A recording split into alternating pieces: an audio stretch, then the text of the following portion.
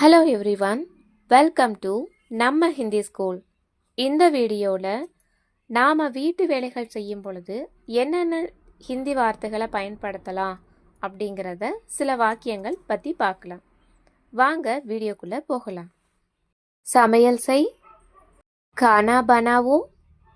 கானா பனாவோ, இதை கானா பனாவோ அப்படின்னு சொல்லலாம், கானா பக்காவோ அப்படின்னு சொல்லலாம். பாத்திரம் தேய்க்கணும், बर्तन धोना है, बर्तन धोना है.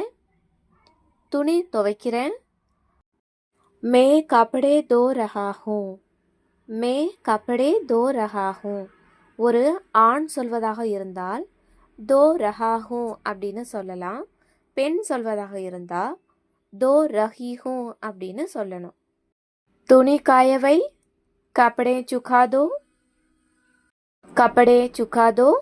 ஒரு துணியை நாம குறிக்கிறதா இருந்தா கப்படா அப்படின்னு சொல்லலாம். இங்க துணிகள் அப்படின்னும் பொழுது கப்படே சுக்காதோ அப்படின்னு அர்த்தம்.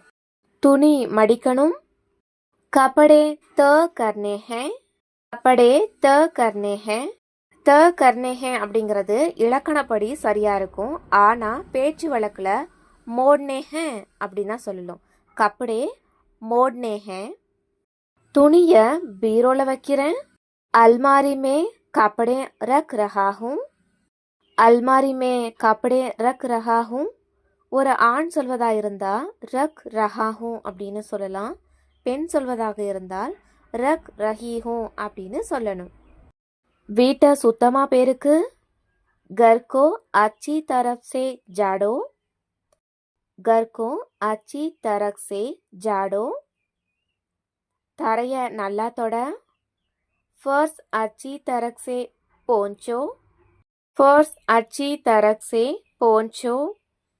பேச்சு வழக்கில் ஜமீன் கோ அச்சி தரக் சே சாஃப் கரோ அப்படின்னு சொல்லலாம்.